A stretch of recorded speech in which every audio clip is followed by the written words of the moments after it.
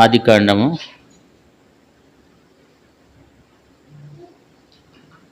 ఆదికాండము ఆదికాండము 30 అధ్యాయము ఆదికాండము 30 అధ్యాయము 22వ వచనాన్ని 22వ వచనం చదువుకుందాం. ఆదికాండము 30 అధ్యాయం 22వ వచనాన్ని 23వ వచనాన్ని మనమందరం కలిసి చదువుకుందాం. 22, 23 వచనాలు మనమంతా కలిసి చదువుకుందాం. దేవుడు రాహేల్ని జ్ఞాపకం చేసుకుని ఆమె మనవిని విని ఆమె గర్భం తెరిచెను. అప్పుడు ఆమె గర్భవతి అయి కుమారుని కని దేవుడు నా నింద తొలగించినను. దేవుడి వాక్యం ద్వారా మనతో మాట్లాడి సహాయం చేయనుగాక. ఈ భాగంలో మనం చూసినట్లయితే రాహేలు మనవి దేవుడు ఆలకిస్తూ వచ్చినాడంట. రాహేలు ఇక్కడ ప్రార్థన చేస్తూ వచ్చింది. మనం ఆదికాండం 30 అధ్యాయం 22వ వచనంలో చూసినట్లయితే దేవుడు రాహేలుని జ్ఞాపకం చేసుకుని ఆమె మనవి విని ఆమె గర్భము తెరిచెను. అప్పుడు ఆమె గర్భవతి అయి కుమారుని కని దేవుడు నా నింద తొలగించినను. కాబట్టి ఇక్కడ రాహేలు ప్రార్థన చేస్తూ వచ్చింది. రాహేలు ఒక అక్కర కలిగి ప్రార్థన చేస్తూ వచ్చింది. దేవుని వాక్యంలో మనం చూసినట్లయితే రాహేలు గురించి మనకు తెలుసు. ఎందుకంటే మరి యాకోబుకి 2 భార్యలు. మొదట ఎక్కువగా యాకోబు ఎవరిని ప్రేమించినాడంటే రాహేల్ని ఎక్కువ ప్రేమిస్తూ వచ్చినాడు. ప్రేమించడం అంటే మామూలుగా కాదు, కానీ బహుగా ప్రేమిస్తూ వచ్చినాడని దేవుని వాక్యంలో రాయబడుతూ వచ్చింది. చూడండి, 29 అధ్యాయం 30 వచనం. ఆదికాండము 29, 30 వచనం చదవండి. యాకోబు రాహేలును కూడెను, మరియు అతడు లేయా కంటే రాహేలును బహుగా ప్రేమించి కాబట్టి 7 ఏళ్ళు కొలువు చేస్తూ వచ్చినాడంట. కాబట్టి మొట్టమొదట మరి యాకోబు తన మామగారి ఇంటికి వెళ్ళినప్పుడు యాకోబు అన్నాడు రాహేల్ని ఇష్టపడ్డాడు అనమాట. ఇష్టపడి రాహేల్ని వివాహం చేసుకోవాలని ఆశపడ్డాడు. అయితే వాళ్ళ మామతో చెప్పాడు, నేను రాహేల్ని చేసుకోవాలన్నప్పుడు వాళ్ళ మామ అన్నాడు, 7 సంవత్సరాలు నువ్వు నాకు కొలువు చేస్తే నేను నీకు రాహేలు నీకు ఇస్తానన్నాడు. అన్న తర్వాత మరి మధ్యలో తీరా చూడబోయే సమయానికి లేయానిచ్చి పెళ్లి చేశాడు. అంటే మామ మోసం చేశాడని చెప్పి మరలా యాకోబు అడిగినప్పుడు మరొక 7 సంవత్సరాలు నువ్వు కొలువు చేస్తే రాహేలు నీకు ఇస్తానని చెప్పినప్పుడు మరొక 7 సంవత్సరాలు రాహేలు కొరకు కొలువు చేశాడు. అంటే 14 సంవత్సరాలు యాకోబు రాహేలు కొరకు కొలువు చేశాడనమాట. కాబట్టి 14 సంవత్సరాలు భార్యల కొరకు మరి కొలువు చేసినటువంటి వ్యక్తి యాకోబు. అయితే మనం చూసినట్లయితే మరి యాకోబు ఎవరిని ఎక్కువ ప్రేమిస్తూ వచ్చినాడు? రాహేల్ని ఎక్కువ ప్రేమిస్తూ వచ్చినాడు. కాబట్టి లేయా పెద్దది, రాహేలు చిన్నది. కానీ లేయా అంతగా అందంగా లేదంట. ఆమె ఎట్లా ఉందంటే ఆమె జబ్బు కళ్ళు కలిగినది అని బైబిల్లో రాయబడుతూ వచ్చింది. జబ్బు కళ్ళు కలిగింది. కానీ రాహేలు ఎలాంటిదంట చూడండి, చదువుకుందాం. 29 అధ్యాయం ఆదికాండం 29 అధ్యాయం 17 వచనం చదవాలి. లేయా జబ్బు కండ్లది, రాహేలు రూపవతియు సుందరినయుండెను. మనం ఇక్కడ చూసినట్లయితే రాహేల్ని ఎక్కువ ఏం చేస్తూ వచ్చినాడంట? ప్రేమిస్తూ వచ్చినాడు. కాబట్టి ఆమె అయితే పెద్ద ఆమె అయితే ఎట్లుంది? లేయా అయితే జబ్బు కళ్ళి కలిగి ఉంది. కానీ రాహేల్ అయితే ఆమె మరి రూపవతియు సుందరినయుండెను. కాబట్టి చాలా రాహేలు అందంగా ఉందన్నమాట. మరి యాకోబు కూడా ఏం చేస్తూ వచ్చినాడంటే రాహేల్ని ఎక్కువ ప్రేమిస్తూ వచ్చినాడు. లేయాని అంతగా ఆయన ప్రేమించలేదన్నమాట. అయితే దేవుడు ఏం చేస్తూ వచ్చినాడంటే లేయాకి దేవుడు సంతానం ఇచ్చినాడు, కానీ రాహేలుకి దేవుడు సంతానం ఇవ్వలేదు. రాహేలుకి దేవుడు సంతానం ఇవ్వకపోతే మరి రాహేలు ఎన్నో రకాలైనటువంటి ప్రయత్నాలు చేసింది. కాబట్టి మొట్టమొదట ఆమె దేవుని దగ్గరకు వచ్చి ప్రార్థన చేయలేదు. కానీ లేయాకి దేవుడు ఎంబటెంబటే సంతానం ఇస్తుంటే మరి చాలాసార్లు ఏం చేయాల్సి వచ్చిందంటే చూసి ఏం చేయాల్సి వచ్చింది? అనేక సార్లు బాధపడుతూ వచ్చింది. తర్వాత అసూయ పడింది కదా. మరి అక్కకేమో తొందరగా ఎమ్మటెమ్మటే పుట్టేస్తున్నారు. మరి తర్వాత మరి రాహేలుకేమో పిల్లలు పుట్టడంలే. ఎవరికైనా ఎట్లుంటుంది? ఎవరికైనా బాధే ఉంటుంది కదా. కాబట్టి ఆల్రెడీ అక్కకి 4 పిల్లలు పుట్టేసి 4 కుమారులు పుట్టినప్పుడు కూడా ఈమెకి సంతానం కలగలేదు కదా. కాబట్టి ఈమె ఎంతో బాధపడుతుంది. అంతేకాదు ఈమె ఏం చేస్తూ వచ్చింది? అసూయ పడిందంట. 30 అధ్యాయం 1వ వచనం రాయబడింది, రాహేలు తాను యాకోబునకు పిల్లలు కనకపోవుట చూచి తన అక్క యందు అసూయపడి యాకోబుతో, నాకు గర్భఫలమేమో లేని ఎడల నేను చచ్చేదనండి. కాబట్టి రాహేలుకి ఎంతగానో బాధ కలుగుతుంది, అసూయ పడుతుందంట కదా. మనం అసూయ పడితే ఏం ప్రయోజనం ఉంటుంది? అసూయ పడుతూ వచ్చిందంట. తర్వాత ఏం చేస్తూ వచ్చిందంటే అక్కతో ఏం చేస్తూ వచ్చింది? పోరాడుతూ వచ్చింది. అంతేకాదు చనిపోదాం అనుకుందంట. భర్త అంటుంది, నువ్వు నాకు గర్భఫలం ఇస్తే ఇవ్వు, లేకపోతే నేను చస్తానంటుంది. ఆయన ఏమంటాడంటే, నీకు గర్భఫలం ఇవ్వటానికి నేనేమన్నా దేవునికి ప్రతిగా ఉన్నానా అంటున్నాడు. కాబట్టి ఇప్పుడు నువ్వు నాకు గర్భఫలం ఇస్తావా లేదా అంటే ఆమె లోకరీతిని ఆలోచిస్తూ వస్తుంది. కానీ గర్భఫలం ఇచ్చేది ఎవరు? యాకోబు కాదు. ఎవరిచ్చేది గర్భఫలం? దేవుడు ఇవ్వాలి. కానీ ఆమె ఏమంటుంది? ఎవరితో మాట్లాడుతూ వస్తుంది? యాకోబుని అడుగుతుంది. దేవుని అడగటంలా, దేవుణ్ణి అడగకోకుండా యాకోబు దగ్గరికి వచ్చి అడుగుతుంది. ఏం మాట్లాడుతుందంటే, నాకు గర్భఫలం ఇమ్ము, లేకపోతే నేను చచ్చిపోతానంటుంది. అంటే ఆమె మరి నిజముగా ఆయన బెదిరిస్తుందో, లేకపోతే ఆమె నిజంగా చనిపోవాలని అంత బాధాకరమైన స్థితిలోనికి ఆమె వెళ్ళిపోయింది. ఆమె ఇక నాకు ఎట్లా ఉండదంటే, సంతానం లేకపోతే ఎట్లా ఉంటుంది? అది చాలా బాధాకరంగా ఉంటుంది కదా. కాబట్టి ఇప్పుడు ఆమె అనుకుంటుందంట, నేను చనిపోతే బెటర్ అనుకుంటుందంట కదా. కాబట్టి మరి తర్వాత అసూయపడుతూ వచ్చింది, చనిపోతూ వచ్చిందంట, అక్కతో పోరాడుతూ వచ్చిందంట. తర్వాత మరి పుత్రదాత వృక్ష ఫలములు కావాలని కూడా చూసిందంట. చూడండి 30 అధ్యాయం 14వ వచనం, గోధుమ కాలములో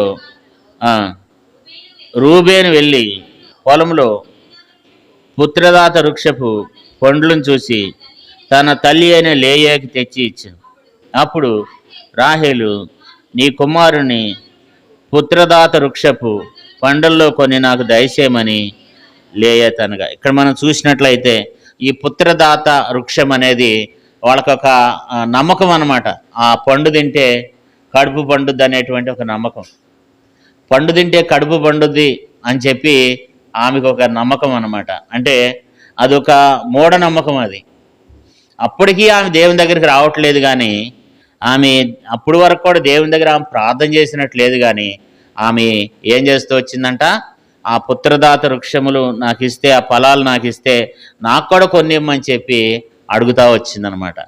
మరి బైబిల్లో అనేక సందర్భాల్లో ఈ పుత్రదాత వృక్షము ఆ ఫలాలు అనేవి బైబిల్లో రాయబడుతూ వచ్చినాయి. ఎక్కువగా పరమగీతముల్లో దాని గురించి 7వ అధ్యాయంలో 13వ వచనంలో ఆ పుత్రదాత వృక్షముల గురించి బైబిల్లో రాయబడుతూ వచ్చినాయి అనమాట. అంటే ఆ వృక్షము, ఆ కాయ తింటే, ఆ ఫలం తింటే సంతానం లేని వారికి సంతానం కలుగుద్ది అనేటువంటి ఒక నమ్మకం అన్నమాట.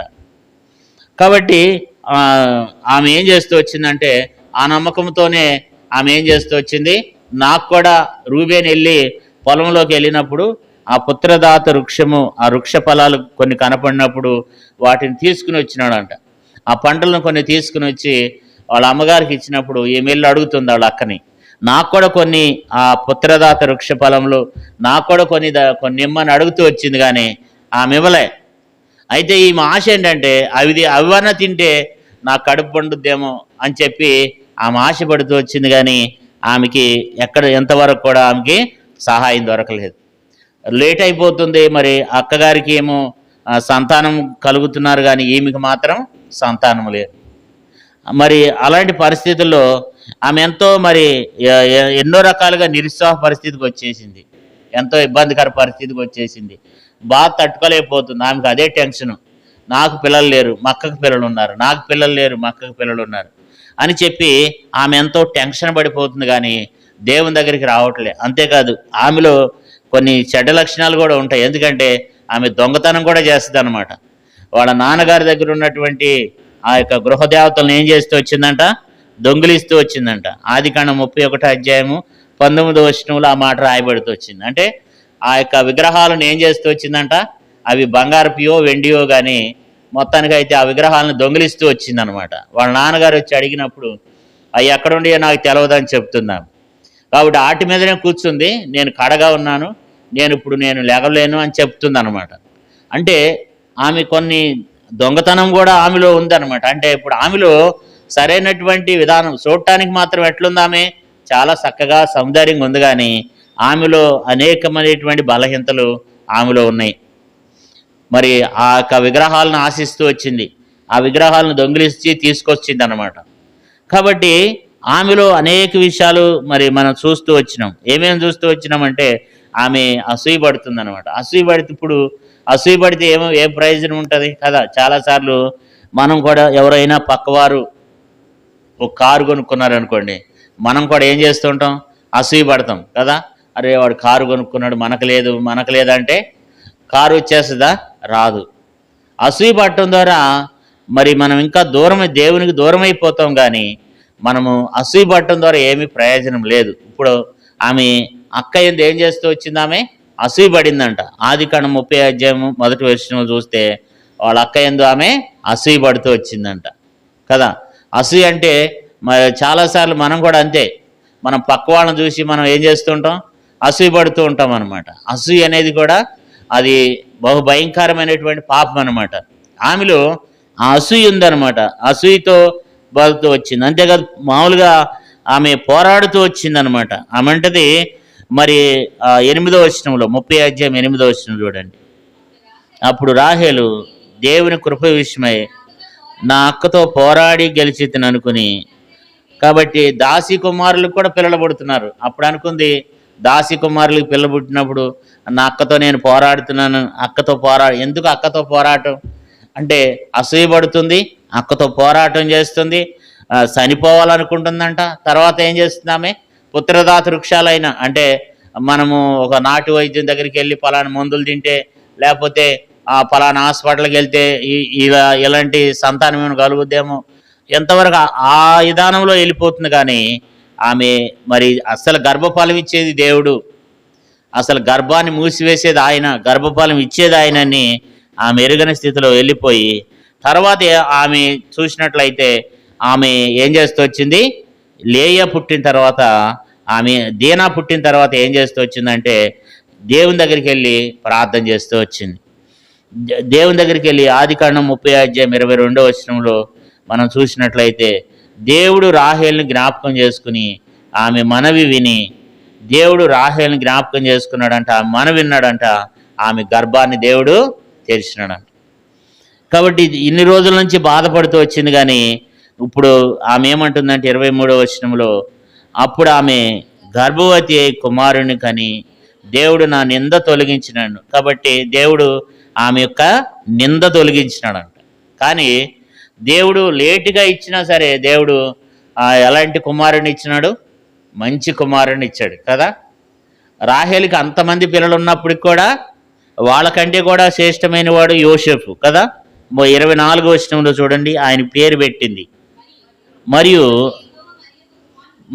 ఆమె యెహోవా మరి ఒక కుమారుని నాకు దయచేయనుగా కనుకొని అతనికి యోసేపు అని పేరు పెట్టింది.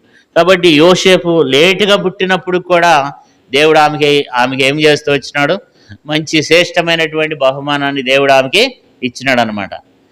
అంటే ఆ కుమారుడు యోసేపు పుట్టడానికి ఆమె ఎంతో ప్రయాసపడింది, ఎంతో కన్నీళ్లు గార్చింది, ఎంతో దేవుని దగ్గర మొరపెట్టుకుంది. మనం చూసినట్లయితే ఆమెను గురించినటువంటి వాక్యము ఇర్మీయా గ్రంథము 31 ఆమె ఎంతో ఏడ్చినట్టుగా వాక్యంలో మనం చూస్తున్నాం. చూడండి, ఇర్మీయా గ్రంథం 31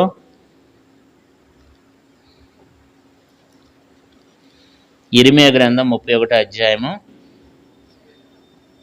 15వ చదవండి. 15వ యెహోవా ఇలాగ సెలవిచ్చుచున్నాడు, ఆలకించుడి, రామాలో అంగలార్పును మహారోదనయు వినబడుచున్నది, రాహేలు తన పిల్లలను గురించి ఏడ్చుచున్నది, ఆమె పిల్లలు లేకపోయినందున ఆమె వారిని గూర్చి ఓదార్పు పొందనొలగిపోయింది. ఆమెకి ఓదార్పు దొరకట్లేదంట.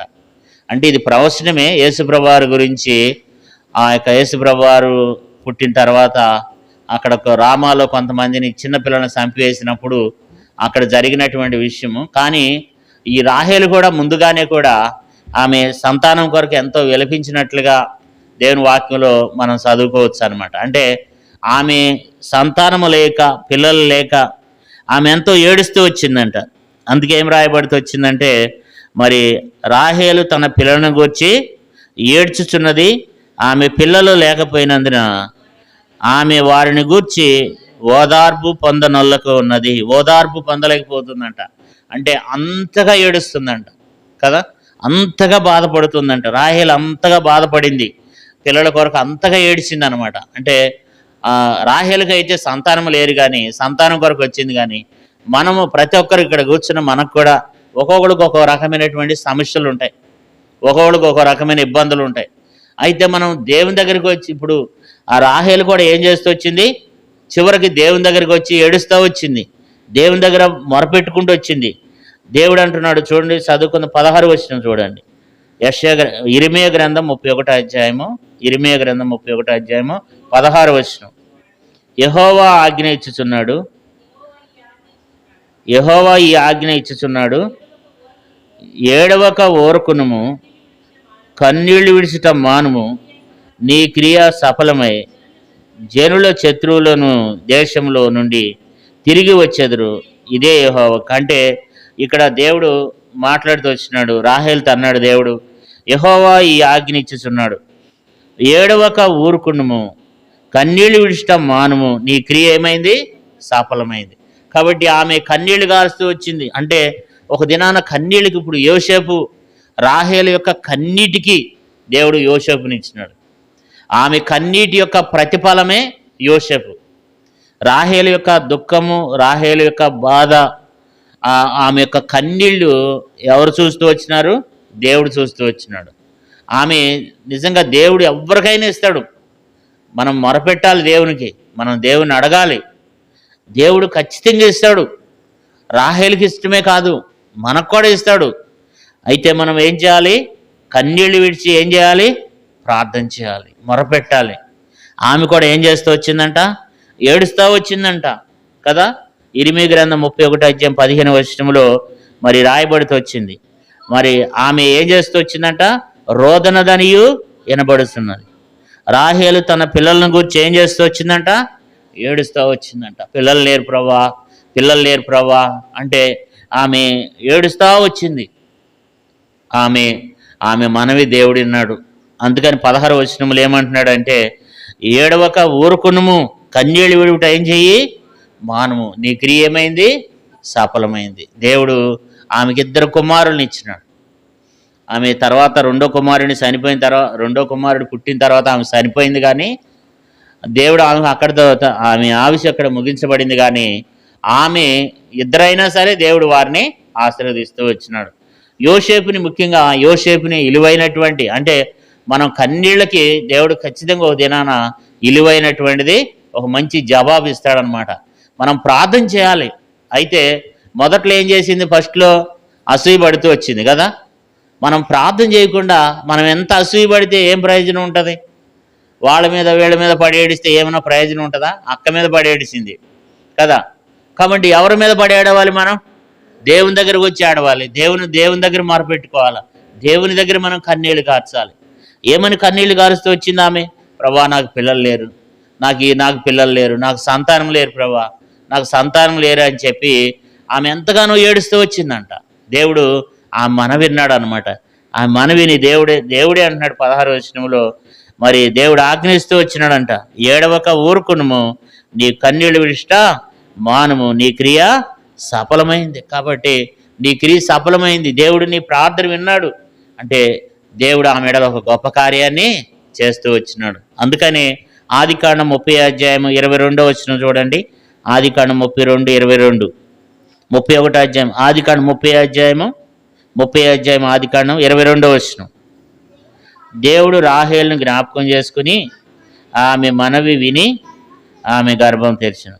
అప్పుడు ఆమె గర్భవతి అయి కుమారుని కని దేవుడు నా నింద తొలగి. ఇన్ని రోజులు ఆమె ఏం చేస్తూ వచ్చింది? ఎంతో నింద కదా, ఎంతో బాధ. నింద అనే మాటకు అర్థం ఏంటంటే అది ఎంతో కష్టానికి గుర్తు అన్నమాట, బాధకు గుర్తు, శ్రమకు గుర్తు. కాబట్టి దేవుడు ఏం చేస్తూ వచ్చినాడు? ఆమె యొక్క నిందను తొలగిస్తూ వచ్చినాడు. దేవుడు ఎప్పుడు కూడా త్రోసివేసే దేవుడు కాదు. ఆమె ఎంతో నిందలు పడుతూ వచ్చిందనమాట, ఎన్నో అవమానాలు పడుతూ వచ్చింది కదా. అనేక మంది చూసిన వాళ్ళు రకరకాలుగా అనుకుని ఉంటారు. కానీ దేవుడు ఎప్పుడు కూడా మనిషి మన యొక్క కన్నీళ్లు చూసి ఆయన దాటిపోయేటువంటి దేవుడు కాదు. ఖచ్చితంగా దేవుడు ఏం చేస్తాడంటే ఒక దినాన మనకు ప్రతిఫలం ఇచ్చేవాడు ఉన్నాడు. మనవి దేవుడు ధారాళంగా ఇస్తాడంట. తనను అడిగే వారికి ఏం చేస్తాడంట అండి? ధారాళంగా ఇస్తాడు. నేను ఇవ్వను పో అని అనే దేవుడు కాదంట. మనం చూసినట్లయితే యాకోబు పత్రికలో ఒక మంచి మాట ఉంది. యాకోబు పత్రిక 1వ అధ్యాయము, యాకోబు పత్రిక 1వ అధ్యాయము 5వ వచనం చూడండి. మీలో ఎవరికైనా జ్ఞానం కొదుకున్నాడలా అతడు దేవుణ్ణి అడగవలెను, అప్పుడు అది అతనికి అనుగ్రహింపబడును. ఆయన ఎవరిని గద్దింపక అందరికీ ధారాళంగా దయచేసేవాడు. దేవుడంట ఎవరిని గద్దించడంట. పో నీకు నేను ఇవ్వనేలు అనే దేవుడు కాదంట. ఆయన ఎవరిని కూడా గద్దించడంట. ఆయన నీకెవరనే దేవుడు కాదంట కదా. అందుకని ఆయన ఎవరిని గద్దింపక ఆయన ధారాళంగా దయచేసేవాడు. అయితే దేవుడు ధారాళంగా దయచేయాలంటే మనం ఏం చేయాలంటే 6వ వచనంలో, అయితే అతడు ఏమాత్రము సందేహింపక విశ్వాసంతో అడగవలను. సందేహించేవాడు గాలి చేత రేపబడి ఎగిరిపడి సముద్ర తరంగమును పోలి ఉన్నాడు. కాబట్టి అడిగేవాళ్ళు ఏమాత్రం కూడా ఏం చేయొద్దు? సందేహించొద్దు. అంటే మనము నిజంగా మొరపెట్టాలన్నమాట. బైబిల్లో ఒక మాట ఉంటుంది, నిజంగా మొరపెట్టి వారికి దేవుడు సమీపంగా ఉన్నాడు. అంటే మనం నిజంగా మొరపెట్టాలన్నమాట. అంటే సందేహించొద్దు. అడిగేవాళ్ళు ఏదైతే అక్కరుందో, ప్రభా నువ్వు ఇచ్చే దేవుడు, నువ్వు ఖచ్చితంగా ఇవ్వు, నువ్వు ధారాళంగా. దేవుడు ఏం చేస్తాడంట? 5వ వచనంలో ఏం రాయబడుతూ వచ్చింది? ఎవరిని గద్దింపక అందరికీ ధారాళంగా దయచేవాడు. అంటే దేవుడు ఎవరిని గద్దించక అందరికీ కూడా ఆయన ధారాళంగా ఇస్తాడంట కదా. మనం 1 తిమోతి, అక్కడ కూడా ఇంకో మాట రాయబడింది.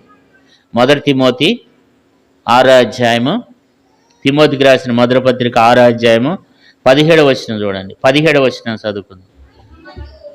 ఇహమందు ధనవంతులైన వారు గర్విష్ఠులు కాక అస్థిరమైన ధనము యందు నమ్మిక ఉంచక సుఖముగా అనుభవించుటకు సమస్తమును మనకు ధారాళంగా దయచేయి దేవుని యందే నమ్మిక ఉంచుడని ఆజ్ఞాపించున్నాను. దేవుని యొక్క మాటలు ఇక్కడ కూడా రాయబడింది. ఇహమందు ధనవంతులైన వారు గర్విష్ఠులు కాక అస్థిరమైన ధనం యందు నమ్మిక ఉంచక సుఖమును అనుభవించుటకు సమస్తమును మనకు ధారాళంగా దయచేయి దేవుని యందే మనం నమ్మిక ఉంచాలి. దేవుడు సమస్తమును ధారాళంగా ఇస్తాడంట, సమస్తమును ధారాళంగా దయచేస్తాడంట. అయితే ఆయన యందు మనం నమ్మిక ఉంచాలి. నమ్మిక ఉంచి ఆయన దగ్గరకు వచ్చి మనం ప్రార్థన చేస్తూ వచ్చినప్పుడు దేవుడు ఆ ప్రార్థన ఆలకిస్తాడు. ఆయన ఎవరిని కూడా నేను నీకు ఇవ్వను, నువ్వు అలాంటి వాడు ఇలాంటి వాడు అనేటువంటి దేవుడు కాదు ఆయన. ఆయన ఎవరిని కూడా త్రోసివేసే దేవుడు కాదంట. ఆయన ఎవరిని గద్దింపక ఏం చేసేవాడంట? ధారాళంగా అనుగ్రహించేవాడంట. అయితే అడిగేవాళ్ళు ఏం అడగాలంట? సందేహింపకుండా అడగాలంట. దేవుని దగ్గర అడిగే మనము ఎంత మాత్రం కూడా ఏం చేయొద్దు? సందేహింపకుండా అడగాలి. రాహేలు కూడా ఏం చేస్తూ వచ్చింది? ఇప్పుడు సందేహింపకుండా దేవుని అడుగుతుంది. దేవుని దగ్గర కన్నీళ్లు గారుస్తుంది, ఓదార్పు నొందక ఉందంట. అయితే దేవుడు ఆమె ప్రార్థన విన్నాడు. దేవుడు అంటున్నాడు, ఇక నువ్వు ఏడవద్దు, ఇక నువ్వు ఊరకుండమని చెప్పి దేవుడు ఆమెతో మాట్లాడుతూ వచ్చినాడు. కాబట్టి మరి రాహేలు యొక్క ప్రార్థన దేవుడు వింటూ వచ్చినాడు. ఆ మనవి దేవుడు అంగీకరిస్తూ వచ్చినాడు. మనవి అనగానే ప్రార్థననే అర్థం అన్నమాట. మనవి అన్న తర్వాత మొరపెట్టుట, ప్రార్థన చేయుట, మొరపెట్టుట, మనవి చేయుట, విజ్ఞాపన చేయుట కదా, విన్నపము చేయుట, ఇవన్నీ ఉన్నాయి అన్నమాట బైబిల్లో. బతిమాలుట, ఇవన్నీ బైబిల్లో ఉన్నాయి. అంటే ఈమె యొక్క మనవి దేవుడు ఆలకిస్తూ వచ్చినాడంట. ఆలకించి దేవుడు ఏం చేస్తూ వచ్చినాడు? ఆమె యొక్క నిందను తీసివేశాడు, నిందను తీసివేస్తూ వచ్చినాడు. కాబట్టి దేవుడు ఇప్పుడు ఆమెను ఏం చేస్తూ వచ్చినాడు? ఘనపరిచి అభివృద్ధి చేస్తూ వచ్చినాడు. ఇప్పుడు ఆమె ఏమైపోయిందంటే, చివరికి ఏమైందంటే ఆమె యొక్క కుటుంబము అభివృద్ధిలోనికి వెళ్ళింది, ఆశీర్వాదంలోనికి వెళ్ళింది కదా. అంటే వీళ్ళు లేయా రాహేలు గురించి బైబిల్లో మరి రూతు గ్రంథం 4:11 ఉంటుంది అనమాట. రూతు గ్రంథం 4:11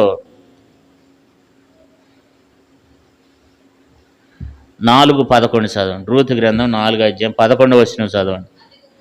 అందుకు పూర్వముందు నుండిన ప్రజలందరూ పెద్దలను మేము సాక్షులము, యెహోవా నీ ఇంటికి వచ్చిన ఆ స్త్రీని ఇశ్రాయేలు వంశమును వర్ధిల్ల చేసిన రాహేలును పోలింది గాను లేయాని పోలింది గాను చేయనుగాక. అంటే రాహేలు ఇప్పుడు ఏమైంది? వర్ధిల్లుతూ వచ్చింది. సంతానం ఆమె సంతానము ఏం చేస్తూ వచ్చినాడు దేవుడు అంటే? ఆమె సంతానాన్ని వర్ధిలింపజేస్తూ వచ్చినాడు.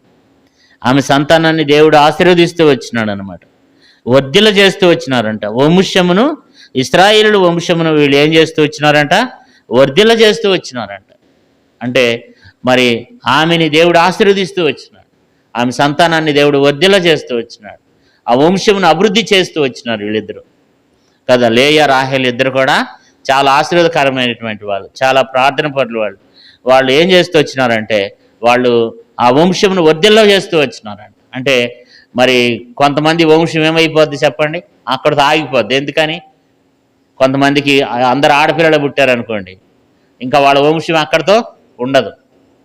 అయితే ఈమె అట్లా కాదంట. ఈమె వంశం ఏమైందంటే వర్ధిల్లుతూ వచ్చిందంట. అంటే ఆమె యొక్క వంశము, వాళ్ళిద్దరు కూడా ఏమి రాబడుతూ వచ్చిందంటే వాళ్ళ గురించి, ఇశ్రాయేలుల వంశమును వర్ధిల్ల చేసిన రాహేలుని పోలిది గాను లేయాని పోలిది గాను చేయనుగాక. అంటే వాళ్ళిద్దరు కూడా వంశాన్ని ఏం చేస్తూ వచ్చినారు దేవుని బిడ్డలారా? వర్ధిల్ల చేస్తూ వచ్చినారంట కదా. ఎంతో ధన్యత కదా. మనల్ని కూడా దేవుడు, మనలను, మన కుటుంబాలను కూడా దేవుడు వర్ధిల్ల చేస్తాడు, అభివృద్ధి చేస్తాడు, విస్తరింప చేస్తాడు. మనకున్నది కొంచెమైనా సరే దేవుడు ఆశీర్వదిస్తాడు. రాహేలు ప్రార్థన కూడా దేవుడు ఆలకిస్తూ వచ్చినాడు, రాహేలు మనవి దేవుడు ఇంటూ వచ్చినాడు కదా. కాబట్టి రాహేలు వలె మనం కూడా ఏం చేయాలి? దేవుని మీద ఆధారపడాలి. రాహేలు వలె మనం కూడా దేవుని వద్దకు రావాలి, దేవుని దగ్గర దుఃఖపడాలి, బాధపడాలి, దేవుని దగ్గర మొరపెట్టాలి, దేవుని దగ్గర మన ప్రార్థన వినాలి. దేవుని దగ్గర మనం ప్రార్థన చేసినప్పుడు దేవుడు మనకి ఏం చేస్తూ ఉంటాడంటే సహాయం చేస్తాడు. దేవుడు మన ఎడల కార్యం చేస్తాడు, అద్భుతం చేస్తాడు. రాహేలు ఎడల కూడా దేవుడు ఏం చేస్తూ వచ్చినాడంటే గొప్ప కార్యాన్ని చేస్తూ వచ్చినాడు కదా. లేటుగా పుట్టినప్పటికైనా సరే ఐగుప్తు దేశాన్ని మొత్తాన్ని పరిపాలించాడు. అంతేకాదు యాకోబుని, లేయాని, తర్వాత యాకోబు సంతానం లేయా పుట్టినటువంటి పిల్లలను, ఆమె దాసి పిల్లలను, వీళ్ళందరినీ పోషించాడు. రాహేలు కుమారుడు వీళ్ళందరినీ కూడా కరువు దినాల్లో పోషించినాడు అనమాట. అంటే ఆమె కన్నీటి ప్రార్థన ఎంత మరి అనేక మందికి ఎంత ఆశీర్వాదకరంగా చేయబడిందో చూడండి. ఆమె కన్నీటి ప్రార్థన అనేక మందికి ఎంతో ఆశీర్వాదకరంగా, ఎంతో దేవునికరంగా చేయబడిందని దేవుని వాక్యాలు మనం చదువుకుంటూ వచ్చినాం. కాబట్టి మనం కూడా కన్నీళ్లతో దేవుని దగ్గర మనం ప్రార్థన చేయాలి. నమ్మికతో దేవుని దగ్గర మనం ప్రార్థన చేసినప్పుడు దేవుడు మనకు కూడా ఏం చేస్తాడు? సహాయం చేస్తాడు. ఇప్పుడు రాహేలుకి అయితే ఆమె సంతానం కొరకు ఆమె అడుగుతూ వచ్చింది, కానీ మనకు కూడా ఆమెకు సంతానము అయితే మనకు కూడా రకరకాల సమస్యలు ఉన్నాయి.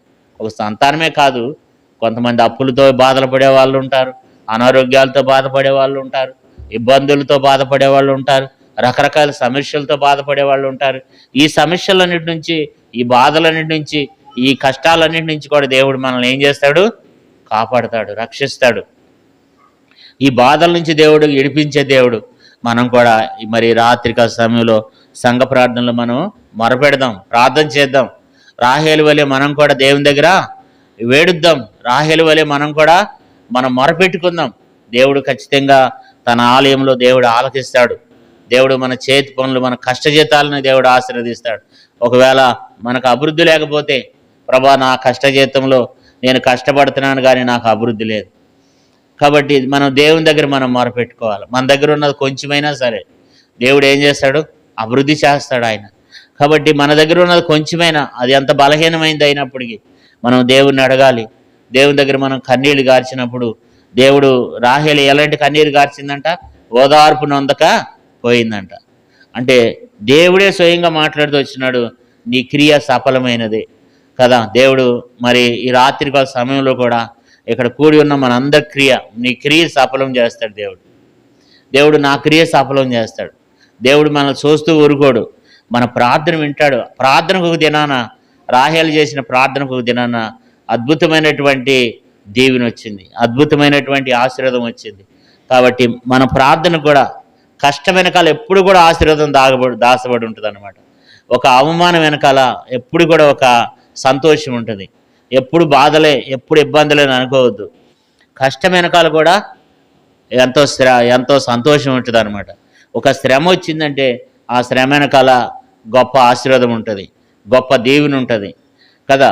కాబట్టి అది మనకు దేవుడు దాన్ని మేలుగా దేవుడు చేస్తాడు. ఇందాక మనం ఒక మాట చదువుకున్నాం, ఇర్మియా గ్రంథంలో 31 అధ్యాయంలో ఆ మాట అక్కడ రాయబడితే వచ్చింది. చూడండి, చదువుకుందాం. కింద 31 అధ్యాయం ఇర్మియా గ్రంథం 17 వచనం చదవండి. రాబో కాలమందు నీకు మేలు కలుగును, రాబో కాలమందు నీకు మేలు కలుగునని నమ్మిక ఉన్నది. నీ పిల్లలు తిరిగి తమ స్వదేశమునకు వచ్చెదరు, ఇదే యెహోవా. అంటే దేవుడు రాబో కాలమందు దేవుడు మనకి ఏం చేసేవాడు ఉన్నాడు? మేలు చేస్తాడు. కాబట్టి ఇప్పుడున్న పరిస్థితిని బట్టి శ్రమల్లో గుండా వెళ్తున్నామేమో, కష్టాల్లో గుండా వెళ్తున్నామేమో, లేకపోతే ఇబ్బందులు గుండా వెళ్తున్నామేమో, లేకపోతే అవమానాలు గుండా వెళ్తున్నామేమో, అనారోగ్యాలు గుండా వెళ్తున్నామేమో, లేకపోతే అనేక మందికి మరి ఎంతో అవమానకరంగా నిందాస్పదంగా ఉన్నామేమో. కానీ దేవుడు ఏమంటాడంటే, ఒక దినం వచ్చినప్పుడు దేవుడు మేలు కలగజేస్తాడు. ఈ ప్రార్థనకు ఒక దినాన దేవుడు అద్భుతమైనటువంటి మేలు మనకు దయచేసేవాడు ఉన్నాడు. ఆయన ధారాళంగా ఇచ్చేటువంటి దేవుడు అంట. ఆయన ఎవరిని కూడా ఏం చేయడంట? గద్దింపక అందరికీ ధారాళంగా వచ్చిన వాళ్ళు ఆయన దగ్గర మొరపెట్టినప్పుడు, ఆయన దగ్గర ప్రార్థన చేసినప్పుడు ఆయన ఏమై ఉన్నాడంటే ఎవరిని తోసివేయడంట. మనం యేసుప్రభువారు కూడా శరీరధారిగా ఉన్న దినాల్లో యేసుప్రభువారు వాళ్ళని వీళ్ళని కాదు, అందరినీ స్వస్థపరిచినాడు ఆయన. ఆయన ఎద్దకు వచ్చేవారిని వాళ్ళు మరి అన్ని జనులే కావచ్చు, లేకపోతే వాళ్ళు రకరకాల ఏ వంశానికి చెందిన వాళ్ళైనా, వాళ్ళు ఏ ప్రజలైనప్పుడు కూడా వాళ్ళని దేవుడు స్వస్థపరిచినాడు. వాళ్ళు హిందువులే కావచ్చు, వాళ్ళు క్రిస్టియనే కావచ్చు, లేకపోతే వాళ్ళు ముస్లింలే కావచ్చు, ఎవరైనా కావచ్చు. ఆయన దగ్గరకు వచ్చిన వాళ్ళని మాత్రం ఆయన త్రోసివేయడు. ఆయన దగ్గర మొరపెట్టుకున్న వాళ్ళని మాత్రం ఆయన విడిచిపెట్టడు. ఆయన అందరికీ ధారాళంగా దయచేసేవాడు, అందరికీ ఇచ్చేటువంటి దేవుడు. కాబట్టి నీవునే మనం కూడా, రాహేలు మనం ఆలకించిన దేవుడు మనం కూడా దేవుడు ఆలకిస్తాడు. మనం కూడా రాహేలు వలె విశ్వాసంతో, నమ్మికతో మనం కూడా ప్రార్థన చేద్దాం. ప్రభా, నీకు ఏదైతే అక్కరుందో ఈ రాత్రి మొరపెడదాం. ప్రభా, నాకు ఈ అక్కరుంది, నాకు ఈ అవసరత ఉంది. రాహేలు ఎంతో నిందగుండా వెళ్ళింది, అవమానం గుండా వెళ్ళింది. నేను కూడా అనేకమైనటువంటి పరిస్థితులు కూడా వెళ్తున్నాను. ప్రభా, నా స్థితి మీరు ఎరిగిన దేవుడు, నన్ను కూడా జ్ఞాపకం చేసుకుని, రాహేల్ని దేవుడు ఏం చేస్తూ వచ్చినాడంట? జ్ఞాపకం చేసుకున్నాడు దేవుడు. రాహేల్ని దేవుడు జ్ఞాపకం చేసుకుని ఆ మెడలో గొప్ప కార్యాన్ని చేసినాడు దేవుడు. మనడలు కూడా దేవుడు ఏం చేస్తాడంటే, దేవుడు మనలను కూడా జ్ఞాపకం చేసుకుంటాడు. మనడలు కూడా మెండైన కృపను దేవుడు అనుగ్రహిస్తాడు. ప్రార్థన చేద్దాం, ప్రార్థనలోకి వెళ్దాం. మనము